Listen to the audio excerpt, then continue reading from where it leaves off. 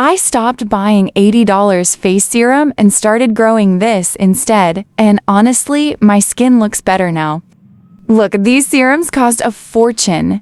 $80 for a tiny bottle that lasts 1 month. I was tired of spending money on chemicals I couldn't even pronounce.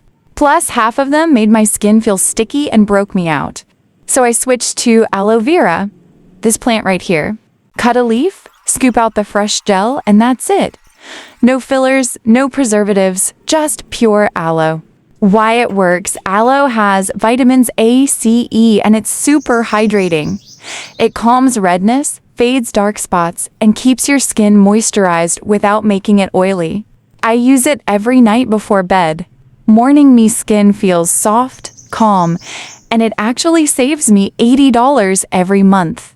Now, I'm not saying aloe is magic overnight. Give it 2 weeks. Tip 1. Use fresh gel, not the bottled stuff with added alcohol. Tip 2. Patch test first if you have sensitive skin. Tip 3. Store extra gel in the fridge for 1 week. And yeah, growing the plant costs like $5 once. That's it. So before you drop $80 on another serum, try this free option first.